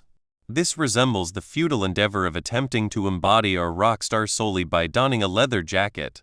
The jacket may project the image, but it does not inherently bestow the musical talent or stage presence. The profound cost of perpetuating this brand is the ever-widening chasm between our projected persona and our lived reality. This dissonance can engender a pervasive sense of hollowness, even amidst the very accoutrements we once believed would deliver happiness and validation. We may attain all the outward trappings of success, yet remain haunted by an insidious emptiness, a quiet murmur questioning, "Is this all? Is this truly me?" This represents the psychological burden of a life prioritizing appearance over authenticity. The relentless maintenance of a facade is an exhausting undertaking. It demands considerable exertion to sustain the artifice, to ensure brand consistency, and to perpetually fret about the potential exposure of the genuine self. Furthermore, the more we depend on external affirmation, the more our internal compass erodes. Therefore, how do we commence the process of dismantling these layers to unearth our authentic core? The key resides in a practice frequently relegated to the periphery amidst our pursuit of external achievement: self-awareness. This is not an exercise in perpetual introspection or self-recrimination. It is an act of honest observation. It involves examining our thoughts, emotions, and actions not with censure, but with a gentle, inquisitive gaze. It is about comprehending the motivations underpinning our conduct and discerning what truly propels us beyond superficial considerations. Consider those instances where we have uttered a sharp remark or delivered a jest that, in retrospect, proved incongruous. Perhaps our intent was to amuse, to forge a connection, or to elicit laughter. The intention may have been lighthearted, but the impact could have diverged significantly. Self-awareness emerges when we pause and contemplate that impact. It is not about self-flagellation, but about acknowledging, "Indeed, I articulated that. And though my intention was not to inflict harm, it did. What does this reveal about my inherent predispositions, my personal blind spots?" This marks the commencement of the arduous, yet indispensable, work of understanding our own sense of humor and its potential to wound or to heal. It serves as a direct conduit to relinquishing the craving for external approval as we begin to define our worth by our integrity and our capacity for growth, rather than by the flawless projection of a specific image. This internal exploration enables us to recognize that our intrinsic value, our authentic self-worth, is not contingent upon the number of digital endorsements we receive or the monetary value of our possessions. It is discovered in the quiet understanding of our innermost being. It involves embracing our strengths, certainly, but also our vulnerabilities. It means acknowledging that perfection is not a prerequisite for value. In fact, it is often within our imperfections that we uncover our most relatable and genuine qualities. This voyage toward embracing our true selves also compels us to confront responsibility, and it is here that authentic self-worth truly illuminates. It is facile to articulate aspirations, but it is through assuming ownership of our actions and their repercussions that we validate ourselves and earn the respect of others. This is particularly salient in roles that confer influence, such as parenthood.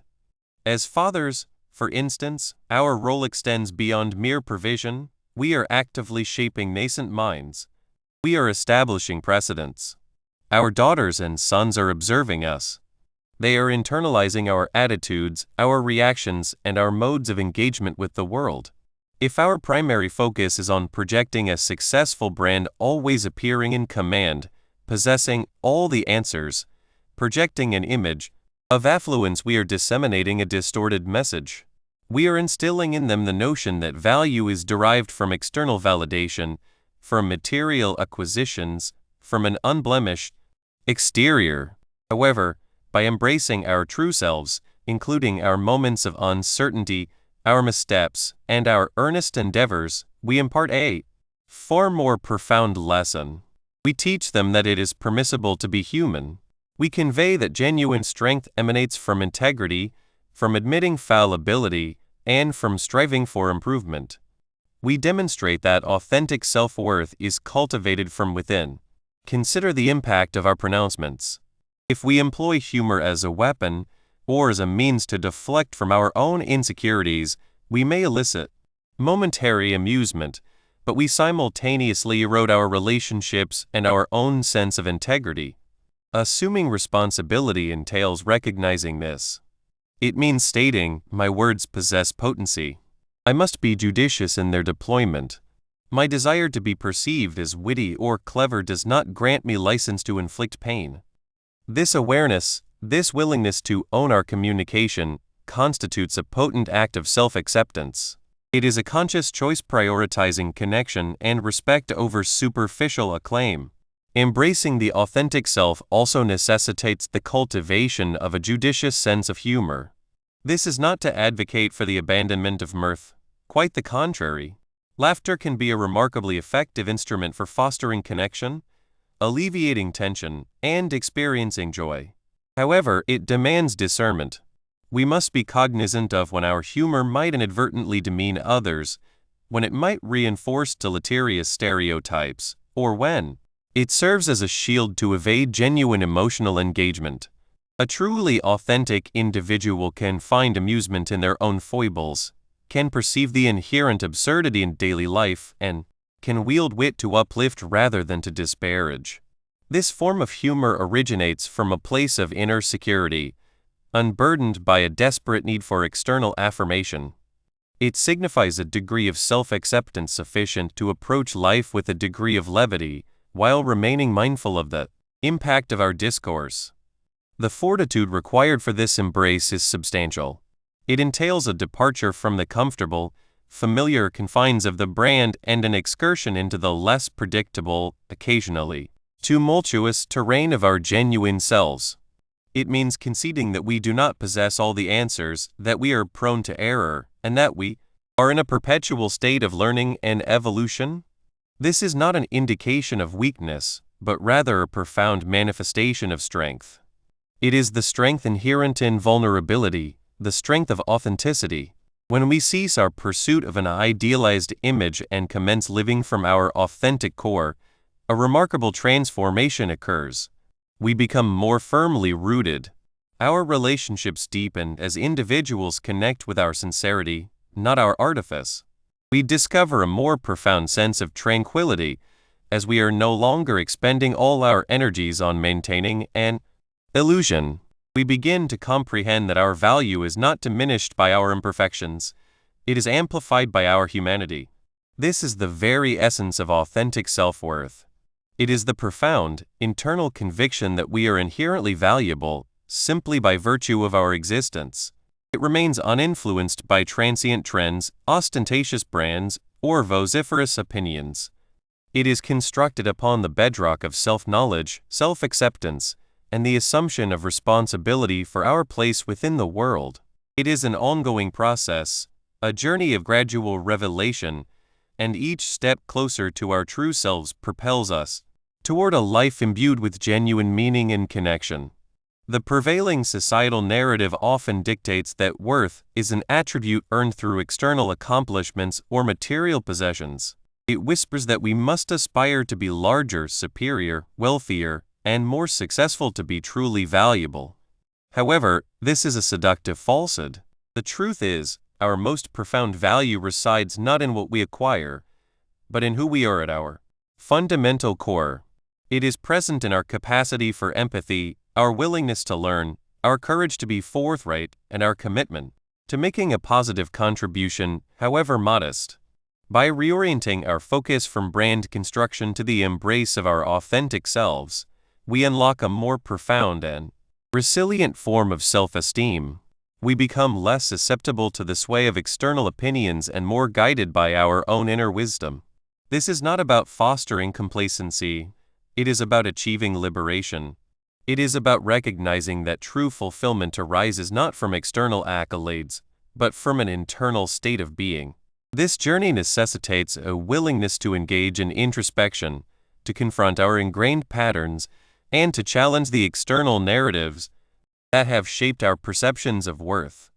It demands that we pose ourselves probing questions. What holds genuine significance for me? What are my core values? How do my actions align with those values? Am I living a life that reflects my true self, or one meticulously crafted to impress others? The process can be arduous, even discomforting. It requires us to shed the protective layers we have erected, to expose our vulnerabilities, and to embrace ourselves as we are, rather than as we aspire to be. Yet, within this vulnerability lies immense power. It is in acknowledging our imperfections that we forge deeper connections with others. It is in recognizing our struggles that we inspire resilience. Ultimately, embracing the authentic self signifies a deliberate choice of integrity over image, substance over ostentation, and genuine connection over superficial approval. It is the understanding that our worth is not a commodity to be bartered, but an inherent quality residing within us, awaiting recognition and honor. When we finally grasp this truth, we step into a life characterized by profound freedom and authentic fulfillment. We cease our pursuit of the fleeting validation of the brand and begin to live from the enduring strength of our true selves. Conclusion: we have traversed the glittering facades of perceived worth, succumbed to the siren song of brands promising belonging, and perhaps even found ourselves ensnared by symbols that, while appearing significant, ultimately left us with a gnawing emptiness. This book commenced with a singular inquiry: what genuinely imbues us with value? As our journey concludes, the answer resounds not from the polished surfaces of designer wares or the hushed sanctums of exclusive enclaves, but from an inner core. It resides in the quiet fortitude of self-knowledge, the steadfast commitment to accountability, and the sincere voice that articulates with consideration. This internal compass, this profound comprehension of our intrinsic merit, unburdened by the world's dictates of what we ought to possess or ought to be, is what we have termed authentic self-worth. It is not a static destination, but a dynamic mode of being, a perpetual unveiling of our true selves when the masks are cast aside. At the very foundation of this expedition lies the unshakable bedrock of self-awareness. It demands an honest appraisal of our motivations, our eccentricities, and indeed, our very sense of humor, understanding its scope and implications, to grasp why a jest elicits laughter, and more critically, to discern if that same jest might inadvertently offend another, exemplifies this profound inner knowing. Such awareness liberates us from the compulsion to impress, allowing us instead to inhabit the present moment fully. Concurrently, genuine responsibility serves as the robust scaffolding of our existence. It is the unwavering pledge to own our decisions, our pronouncements, and their inevitable repercussions, devoid of evasion. By embracing responsibility, we cultivate a quiet self-assurance, a profound trust in ourselves that external accolades can never truly bestow. Our words and deeds then transform into conduits for connection, rather than ephemeral impressions. We have discovered that the pursuit of ephemeral trends or ostentatious possessions is akin to erecting a dwelling upon shifting sands. Authentic self-worth, meticulously constructed upon the pillars of awareness and responsibility, offers an unyielding foundation. This introspective understanding becomes especially paramount when we assume roles of influence, none more deeply resonant than that of fatherhood. For countless individuals, the profound yearning to be a virtuous father, a steadfast exemplar, is an intrinsic impulse. But what precisely does this aspiration entail? It transcends the performance of effortless perfection or the accumulation of the latest fashionable accoutrements. It is about demonstrating to our children, particularly our daughters, the essence of integrity. It is about them witnessing our navigation of adversity with candor, our humble admission of error, and our relentless pursuit of growth and enlightenment. This is the palpable manifestation of authentic self-worth. It empowers us to forge authentic connections, to be truly present, listening with our hearts as intently as with our ears. When we are secure in our own intrinsic value, the temptation to adopt a superficial persona, a hollow imitation, diminishes.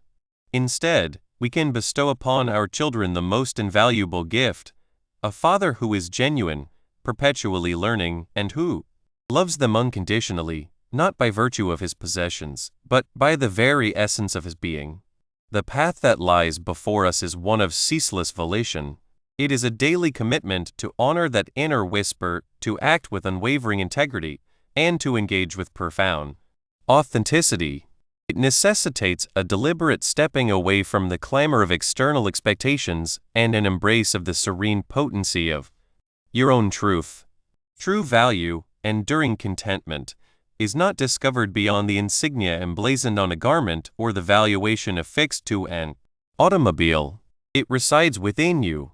It is found in your capacity for keen awareness, your willingness to shoulder responsibility, and your resolute dedication to genuine communion.